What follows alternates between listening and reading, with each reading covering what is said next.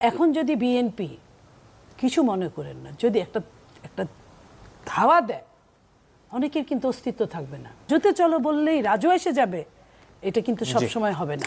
যে জেগে ঘুমায়, এটা কিন্তু আমরা সেই পুরনো রাজনৈতিক সংস্কৃতিতে আর কোনোভাবেই যেতে চাই না। কিন্তু তাই বলে আমাদের পার্টির কেউ কিন্তু বাজারে মাইকিং করে বলে না যে পুরা বাজার আমার দখলে, আমাকে না বলে সবারকে আমাকে চাঁদা দিয়ে তারপরে এখানে বাজার সদাই করতে হবে বা ব্যবসা করতে হবে, বা আমাকে জিজ্ঞাসা না করে কাউকে গ্রেফতার করা যাবে না, এ ধরনের বক্তব্য। এবং বিএনপি নিজেই স্বীকার করেছে যে গত 7 মাসে প্রায় 3000-এর মতো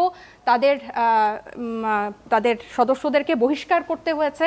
সেটা তো মানে এটা ওনারা অনেকটা গর্ব করে বলে, যদিও এটা গর্ব করে বলার মতো একেবারেই বিষয় না। তাকে উঠানো যায় না, যে ঘুমায় তাকে উঠানো জাগানো যায়। যারা আজকে কথা বলছে, দেখেন নাহিদ 2 দিন আগে সরকারের সাথে ছিল, তখন কিন্তু সে সরকারের কোনো বদনাম করে নাই। 2 দিন আগে ওই জায়গা থেকে সে চলে এসে এখন সরকারের বদনাম করছে, এবং সে বলছে যে কি আইন শৃঙ্খলা পরিস্থিতি, পুলিশিং ব্যবস্থা মনে করি না একটি জাতীয় নির্বাচন সম্ভব। বুঝেন সার্জিস, সে কি বলছে, যে পর্যন্ত শেখ হাসিনা ফাঁসি না হবে, এই যে ভাষাগুলো, ফাঁসি না হবে, এটা তো আইনের ব্যাপার। তারা মামলার, আপনি তো একজন অ্যাডভোকেট, মামলার মেরিটটা কতটুকু, মামলা যেতে কত দিন সময় লাগে, ফাঁসি পর্যন্ত যেতে কত দিন সময় লাগে, এগুলো কিন্তু আমরা অনেকেই জানি। বাংলাদেশে আরও দেরি হয়, যদি ত্বরিত হয় সেটা কতদিন, ততদিন পর্যন্ত নির্বাচন হবে না।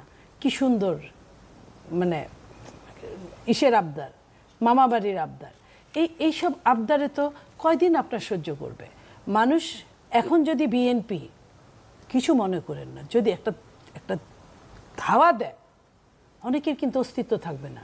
কারণ আজ থেকে 7 মাস আগের যে কমিটি আর আজকের কমিটি, 7 মাস আগের যে মানুষগুলোকে আমরা সন্তান মনে করতাম, এখন তারা পরিপূর্ণ হঠাৎ করে রাতারাতি সাবালক হয়ে গেছে।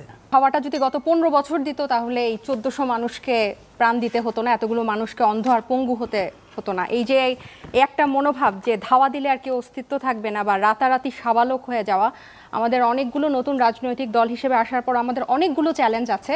তার মধ্যে এই একটা চ্যালেঞ্জ হচ্ছে এই সম্মানটুকু না পাওয়া এবং খাটো করে দেখা। হ্যাঁ, আপা যে বলেন বিএনপি যদি ধাওয়া দেয় তাহলে অনেকে অস্তিত্ব থাকবে না, আমি বলতে চাই এই ধাওয়াটা যদি গত 15 বছর দিত, তাহলে এই 1400 মানুষকে প্রাণ দিতে হতো না, এতগুলো মানুষকে অন্ধ আর পঙ্গু হতে হতো না। এই যে একটা মনোভাব যে ধাওয়া দিলে আর কেউ অস্তিত্ব থাকবে না বা রাতারাতি সাবালগুলো নতুন রাজনৈতিক দল হিসেবে আসার পর আমাদের অনেকগুলো চ্যালেঞ্জ আছে।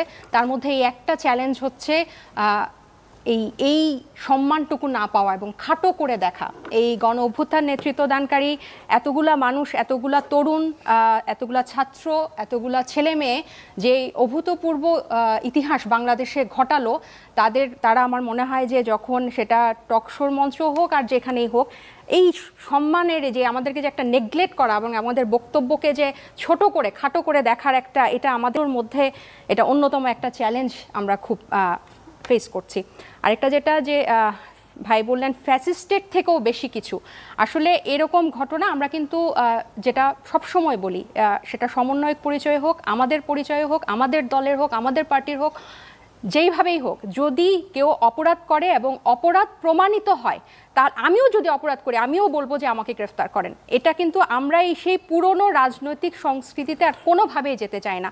কিন্তু তাই বলে আমাদের পার্টির কেউ কিন্তু বাজারে মাইকিং করে বলে না যে পুরা বাজার আমার দখলে, আমাকে না বলে সবারকে আমাকে চাঁদা দিয়ে তারপরে এখানে বাজার সদাই করতে হবে বা ব্যবসা করতে হবে, বা আমাকে জিজ্ঞাসা না করে কাউকে গ্রেফতার করা যাবে না, এ ধরনের বক্তব্য। এবং বিএনপি নিজেই স্বীকার করেছে যে গত 7 মাসে প্রায় 3000-এর মতো তাদের সদস্যদেরকে বহিষ্কার করতে হয়েছে। সেটা তো মানে এটা ওনারা অনেকটা গর্ব করে বলে, যদিও এটা গর্ব করে বলার মতো একেবারেই বিষয় না। এবং অন্তর্কোন্দলে তাদের হচ্ছে প্রায় 30 জনের মতো বেশি, এটা ডকুমেন্টেড, যে নিহত হয়েছেন। এইসব সেখানে একজন সমন্বয়ক বা একজনকে বিনা তুলে নিয়ে গেল, অ্যারেস্ট হলো, এটাকে যদি আপনি বলেন যে ফ্যাসিস্টের থেকেও বেশি কিছু, এটা কিন্তু খুব দুর্ভাগ্যজনক একটা বিষয়। ফ্যাসিস্ট কিন্তু গত 15 বছর মানুষের ভোটাধিকার কেড়েছে, মানবাধিকার কেড়েছে, এতগুলা গুম খুন বিচার বহির্ভূত হত্যার মানে কি না করে নাই। এরকম একটা নৃশংস পিশাচ গণহত্যাকারী একটা রেজিমের সাথে বা একটা ইয়ার সাথে যদি আপনি এরকম একটা ঘটনাকে একটা অন্তর্বর্তী সরকারের অবস্থায়, একটা আমরা খুব নাজুক অবস্থায় আছে, এটা যদি আপনি তুলনা করেন, এটা খুবই দুঃখজনক।